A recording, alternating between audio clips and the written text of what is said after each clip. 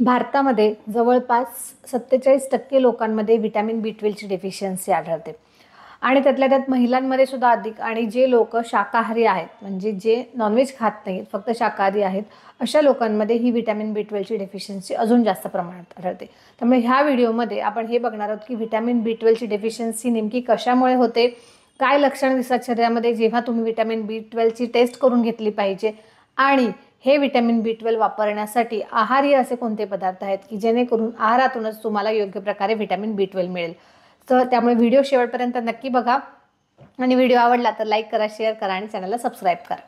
नमस्कार, मी doctor Pallavi Suryavanshi, MD Ayurveda doctor, holistic fertility counsellor, Ayurveda lifestyle coach. माझं क्लिनिक आहे मर्मा आयुर्वेदा आणि पंचकर्म क्लिनिक, आंबेगाव बुद्रुक, पुणे येथे. तर आजचा जो विषय आहे हा खरं तर खूप कॉमन झालेला विषय आणि खूप महत्त्वाचा आहे. बऱ्यापैकी जे लोक व्हिटॅमिन बी12 डेफिशियन्सी झालेले आहेत हे एकतर टॅबलेट्सवरती डिपेंडंट आहेत किंवा मग डायरेक्टली व्हिटॅमिन बी12चे इंजेक्शन्स ते रुटीनली, म्हणजे जसा काय म्हणतात तो डोस असतो ना, तसं डोस घेतल्यासारखे रुटीनली ते व्हिटॅमिनचे इंजेक्शन घेत असतात. तर हे खरं तर अगदी चुकीचं आहे. व्हिटॅमिन बी12 हे तुम्हाला नॅचरली मिळालं पाहिजे आणि ते कसं मिळवायचं हे मी या व्हिडिओमध्ये सांगणार आहे. पहिल्यांदा आपण हे जाणून घेऊया की व्हिटॅमिन बी12ची डेफिशियन्सी शरीरात होतेच का. तर सगळ्यात महत्त्वाचं म्हणजे व्हिटॅमिन बी12 हे आपल्या शरीरात तयार होत नाही, ते बाहेरून आपल्याला मिळतं. आपण जे काही खातो त्याच्यातून ते व्हिटॅमिन बी12 आपल्या शरीरामध्ये ॲब्सॉर्ब होतं. त्यामुळे दोन महत्त्वाची कारणं इथे आढळतात. ती म्हणजे एकतर आपण जे काही पदार्थ खातोय त्यामध्ये व्हिटॅमिन बी12 भरपूर प्रमाणात नाहीये, हे झालं पहिलं कारण. आणि दुसरं महत्त्वाचं कारण म्हणजे जरी तुम्ही व्हिटॅमिन बी12 असलेला आहार घेत असाल, म्हणजे जसं की मी म्हटलं की जे लोक व्हेज खातात त्यांच्या बाबतीत ही डेफिशियन्सी जास्त दिसते, कारण व्हेजिटेरियन पदार्थ जे आहेत त्यांचे ऑप्शन्स कमी आहेत आणि नॉनव्हेजमध्ये मोठ्या प्रमाणात हे व्हिटॅमिन बी12 असतं. पण तरीही असेही काही लोक असतात की जे नॉनव्हेज खातात, रेग्युलरली खातात, पण तरीही त्यांच्यामध्ये व्हिटॅमिन बी12ची डेफिशियन्सी आढळते. तर त्याचं एक सगळ्यात महत्त्वाचं कारण म्हणजे ते जे व्हिटॅमिन बी12 त्यांच्या आहारातून येते ते त्यांच्या शरीरामध्ये ॲब्सॉर्ब होत नाही. मग शरीरामध्ये ॲब्सॉर्ब का होत नाही आहे, तर त्यांचं पचन खराब आहे, त्यांना आम्लपित्त, हायपर ॲसिडिटी, ग्रहणी यासारखे पचनाशी संबंधित कुठले ना कुठले तर व्याधी आहेत. त्यामुळे त्यांच्या शरीरामध्ये हे व्हिटॅमिन बी12 जे आहे ते प्रॉपरली ॲब्सॉर्ब होत नाही आणि म्हणून त्याचे लेवल खाली आहे. तिसरं महत्त्वाचं कारण जे आहे, जर का तुम्हाला कुठले आजार असतील आणि त्याच्यावरची औषधं तुम्हाला रुटीनली चालू असतील तर त्या औषधांचे साईड इफेक्ट्स म्हणून सुद्धा हे व्हिटॅमिन बी12 लो लेवलला राहतं.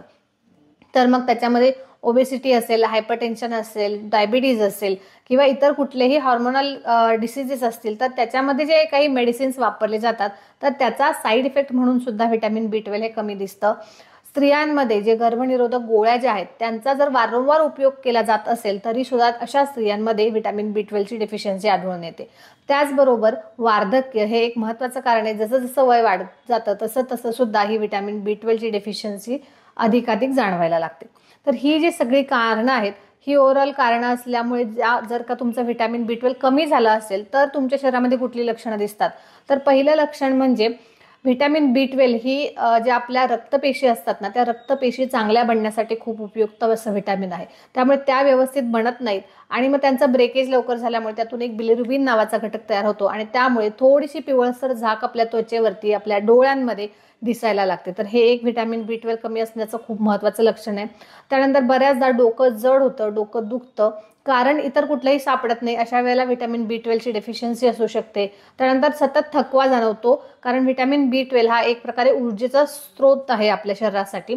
तर ती ऊर्जा कमी पडायला लागते आणि त्यामुळे सतत थकवा, म्हणजे काम केलं नाही तरी सुद्धा तुम्हाला सतत थकल्यासारखं, दमल्यासारखं वाटायला लागतं. अशा वेळी सुद्धा तुम्ही तुमचं व्हिटॅमिन बी12 चेक करून घेतलं पाहिजे.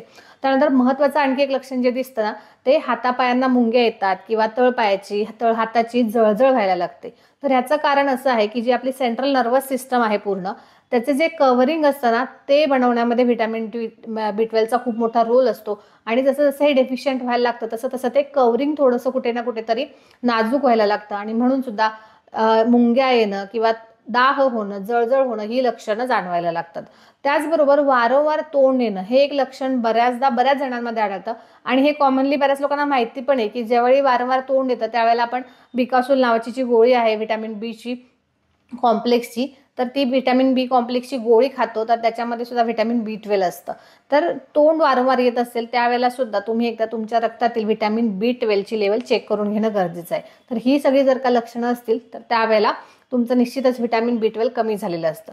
आता आपला जो व्हिडिओ आहे त्याचा मुख्य जो विषय आहे की मग हे व्हिटॅमिन B12 शाकाहारी लोकांना कसं मिळणार, कारण मोस्टली प्राणीज पदार्थांमध्ये नॉनव्हेजमध्ये हे व्हिटॅमिन B12 बऱ्यापैकी चांगल्या क्वांटिटीमध्ये अवेलेबल असतं आणि जर का त्यांचं पचन व्यवस्थित असेल तर ते प्रॉपरली ॲब्सॉर्ब होतं आणि त्यामुळे अशा लोकांमध्ये हे व्हिटॅमिन B12 कमी दिसत नाही.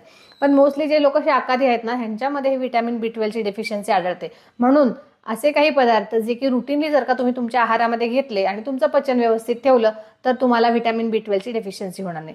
तर मेन म्हणजे प्राणीचेच पदार्थ पण जे शाकाहारी लोक खातात ते म्हणजे डेअरी प्रॉडक्ट्स. तर दूध, दही, तूप, ताक ह्या ज्या गोष्टी आहेत डेअरी प्रॉडक्ट्स, पनीर, चीज, तर त्याच्यामधून तुम्हाला चांगल्या प्रकारे व्हिटॅमिन B12 मिळू शकतं. पुन्हा एकदा तोच मुद्दा की डेअरी प्रॉडक्ट्स असतात हे पचायला जड असतात, त्यामुळे तुमची पचनशक्ती व्यवस्थित असेल तर तुम्हाला व्यवस्थित त्यातून पाहिजे तेवढे व्हिटॅमिन B12 मिळू शकतं. त्यातल्या त्यातही जर का तुमचं पचन खराब असेल तर तुम्हाला एक खूप चांगला ऑप्शन जो आहे डेअरी प्रोडक्टमधला तो आहे ताक. कारण ताक हे थोडंसं दही फर्मंट होऊन त्याच्यापासून बनतं. पुन्हा ते पचायला थोडं हलकंही असतं आणि थोडंसं ते अग्निदीपक असतं, थोडंसं उष्ण असतं ताक. पुन्हा एकदा ताक हे थंड नसतं, ताक हे उष्ण असतं. माझा ताकावरचा एक व्हिडिओ आहे तो जाऊन तुम्ही नक्की बघा की ताक उष्ण आहे आणि ते कधी आणि कसं घ्यायचं ते. तर ताक हे जे आहे हे व्हिटॅमिन B12 चा उत्तम सोर्स आहे, कारण ते एक फर्मंट प्रोसेसमधून येतं, प्लस ते पचायला हलकं असतं आणि थोडंसं उष्ण असतं, त्यामुळे पचनाला आणखी मदत करणार असतं. त्यामुळे ज्या लोकांना व्हिटॅमिन B12 कमी आहे आणि डायजेशन सुद्धा थोडंसं अपडाऊन आहे असं वाटत असेल तर त्या लोकांनी आवर्जून त्यांच्या आहारामध्ये जेवणानंतर थोडंसं जिरे, थोडंसं सेंधव टाकून हे ताक घेणं खूप चांगलं आहे. त्यानंतर हे झालं डेअरी प्रोडक्टच्या बाबतीत. तर डेअरी प्रोडक्ट सोडून मग आणखी, कारण आजकाल ते व्हेगनचं पण फॅड आलेलं आहे की व्हेगन लोक असतात ती डेअरी प्रोडक्ट सुद्धा खात नाहीत, कारण पुन्हा ते प्राण्यांपासूनच आलेलं आहे आणि आजकाल आपल्याला त्याची प्रोसेसही माहिती आहे की प्राण्यांना खूप प्रमाणात त्रास होतो हे दूध वगैरे काढून घेताना, आणि म्हणून सुद्धा बरेच लोक आता हे अवॉइड करतात. सो हाही ऑप्शन जर का नसेल तर मग कुठले पदार्थ उरतात खाण्यासाठी. तर एक महत्त्वाचा जो पदार्थ आहे, एक जी महत्त्वाची भाजी ती म्हणजे पालक. तर पालकमध्ये खूप चांगल्या क्वांटिटीमध्ये व्हिटॅमिन B12 असतं. पण पुन्हा एकदा जर का तुम्ही पालक करायच्या वेळेला पालक पहिल्यांदा निवडून स्वच्छ धुवून मग चिरून त्याची भाजी केली तर हे व्हिटॅमिन B12 फार लॉस होत नाही. पण बऱ्याचदा स्त्रिया असं करतात की पहिले भाजी चिरून घेतात आणि मग ती धुतात, तर अशा वेळेला जे पाण्यामध्ये वॉटर सोल्युबल जे काही व्हिटॅमिन्स असतात ते पाण्यातून निघून जातात. सो तुमची प्रोसेस थोडीशी चेंज करा. आणि त्यातल्या त्यात जर का तुम्हाला ज्यूस पॉसिबल असेल तर पालक पुदिन्याचा जो ज्यूस आहे तो ज्यूस तुम्ही जर का उपाशीपोटी घेतलात तर तो सुद्धा एक खूप छान सोर्स आहे आणि मग त्याच्यामध्ये व्हिटॅमिन लॉस सुद्धा होत नाही. तर ह्या गोष्टी आहेत ह्या थोड्या फॉलो केल्या इन्स्ट्रक्शन्स तरी सुद्धा पालकामधून, म्हणजे पालक जी भाजी आहे आपली स्पिनॅच, त्याच्यामधून तुम्हाला खूप छान प्रकारे व्हिटॅमिन B12 मिळू शकतं. सो आठवड्यातून एकदा जरी तुम्ही हा पालक पुदिना शॉट घेतला तरी सुद्धा तुम्हाला सफिशियंट क्वांटिटीमध्ये मिळू शकतं. त्याच्यानंतर दुसरा महत्त्वाचा जो सोर्स आहे तो आहे मोड आलेली कडधान्ये. तर मोड आलेल्या कडधान्यांमध्ये सुद्धा ते अंकुरित होत असतात, त्यावेळेला तिथे व्हिटॅमिन B12 त्याच्यामध्ये निर्माण होत असतं, त्यामुळे अंकुरित कडधान्ये जी आहेत त्यात तो सुद्धा एक चांगला सोर्स आहे.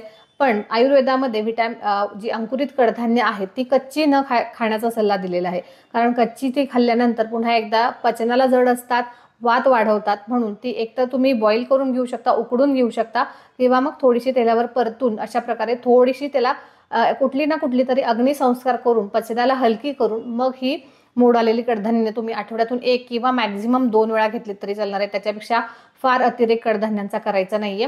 त्यानंतर तिसरा जो सोर्स आहे तो आहे केळं. केळामध्ये सुद्धा व्हिटॅमिन B12 खूप चांगल्या प्रकारामध्ये मिळतं. त्यामुळे जर का तुम्हाला कफ नसेल, सर्दी खोकला असे जे कफाचे विकार आहेत हे जर नसतील तर अशा वेळेला थंडी किंवा थोडा पावसाळ्यामध्ये कमी प्रमाणात आणि उन्हाळ्यात मुबलक प्रमाणात तुम्ही केळी खाल्लीत तरी सुद्धा तुम्हाला व्हिटॅमिन B12 चांगल्या प्रकारे मिळू शकतो. त्याचबरोबर जे आंबवलेले पदार्थ असतात ना, इडली, ढोकळा, डोसा, जे आंबवण्याच्या प्रक्रियेतून केले जातात तर अशा पदार्थांमध्ये सुद्धा व्हिटॅमिन B12 चांगल्या प्रकारे असतं. त्यामुळे हे पदार्थ सुद्धा जर का तुम्ही आवर्जून तुमच्या रुटीनमध्ये वीकली एकदा दोनदा जर घेतले तर तरी सुद्धा तुम्हाला तुमची व्हिटॅमिन B12 ची लेवल छान मेंटेन करता येऊ शकते. तर हे झाले आहार्य पदार्थ ज्यामधून तुम्हाला व्हिटॅमिन B12 मिळणार आहे. पुन्हा दुसरा महत्त्वाचा मुद्दा, तुम्हाला तुमच्या पचनाकडेही लक्ष द्यायचं आहे, कारण जरी आपण हे सगळे इन्ग्रेडियंट रेग्युलरली खात असलो तरी सुद्धा काही लोकांमध्ये व्हिटॅमिन B12 ची डेफिशियन्सी आढळते. एकाच घरातील सगळे लोक हेच पदार्थ खात असतात समजा, तरी सुद्धा घरातील एखाद्या किंवा दुसऱ्या व्यक्तीला ते व्हिटॅमिन B12 कमी असतं, बाकी सगळ्यांचं नॉर्मल असतं. तर ह्याचं कारण हेच आहे की इतरांची पचनशक्ती व्यवस्थित असते, त्यामुळे ते जे काही खात आहेत त्याच्यातलं जे व्हिटॅमिन्स आहेत, मिनरल्स आहेत, जे काही पोषण मूल्य आहेत ते त्यांच्या बॉडीमध्ये, शरीरामध्ये व्यवस्थित ॲब्सॉर्ब होत आहेत आणि ते त्यांच्या शरीराला मिळत आहेत, पण ज्या लोकांना डेफिशियन्सी आहे त्यांच्यामध्ये ते कमी पडतंय, कारण की त्यांची पचनशक्ती व्यवस्थित नाही. म्हणून पुन्हा एकदा पचनशक्ती सुधारण्याकडे फोकस केला पाहिजे. तुमचं पोट नियमित साफ होतंय का, तुम्हाला वेळेवर भूक लागतेय का, जे खाल्लंय ते पचून तुम्हाला हलकं वाटतंय का, की सतत आळस आलाय, जडपणा आलाय, अशी लक्षणं काही आहेत का, हे थोडंसं ऑब्झर्व करणं गरजेचं आहे. आणि जर का पचन व्यवस्थित नसेल तर जेवणाच्या आधी आलं आणि थोडंसं सैंधव मीठ यांचं जे मिश्रण आहे, म्हणजे थोडंसं आलं खिसून घ्यायचं, त्याच्यात थोडंसं सैंधव मीठ घालायचे, पाव चमचा आल्याचा रस घेतला तरी चालेल आणि चिमूटभर सैंधव मीठ, हे मिश्रण जे आहे ते जर का जेवणाच्या आधी घेतलं नियमितपणे तरी सुद्धा पचन छान उत्तम प्रकारे सुधारायला मदत होते. तर जर का तुम्हाला वाटत असेल की असं काही प्रॉब्लेम आहे तर तो थोडा करेक्ट करा.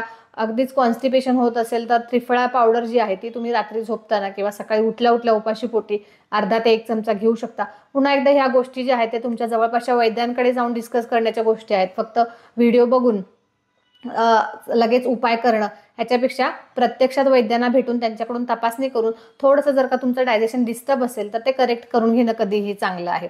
त्यामुळे ह्या गोष्टी केल्या पाहिजेत. आणखी कुठला उपाय तुम्ही करू शकता तर पचन सुधारण्याच्या दृष्टीने तुम्ही तुमच्या रेग्युलर रुटीन जे आहे, दिनचर्या आहे, त्याच्यामध्ये व्यायामाचा अंतर्भाव करू शकता. व्यायामामुळे जी हालचाल मिळते त्यामुळे सुद्धा पचन चांगल्या प्रकारे सुधारायला लागतं. त्यामुळे व्यायामाचा अंतर्भाव करणं हे सुद्धा व्हिटॅमिन B12 ची लेवल चांगले होण्याच्या दृष्टीने महत्त्वाचं आहे, असाही विचार केला पाहिजे. कारण प्रत्येक वेळी आपण कुठली तरी डेफिशियन्सी आहे म्हणजे फक्त फोकस करतो की जेवणातून मिळतंय का किंवा मग सप्लिमेंट्स घ्यायचे आहेत का, गोळ्या घ्यायच्या आहेत का, ह्याचाच फक्त विचार करतो. पण ते सोडूनही बाकीच्या गोष्टींचा विचार केला पाहिजे. जसं की पचनाशी संबंधित आता जर का व्यायाम व्यवस्थित केला, थोडेसे तुम्ही प्राणायाम केले, अनुलोम विलोम प्राणायाम केलं, नाडीशुद्धी प्राणायाम केलं, ह्या गोष्टी केल्या किंवा भस्त्रिका, कपालभाती ह्याच्या अग्नी वाढवणाऱ्या गोष्टी आहेत, ह्या जर का केल्या तरी सुद्धा तुमचं पचन इम्प्रूव्ह होईल, ॲब्सॉर्प्शन चांगलं होईल आणि तुमच्या शरीरातील जी व्हिटॅमिन्सची लेवल कमी झालेली आहे ती व्यवस्थित व्हायला लागेल.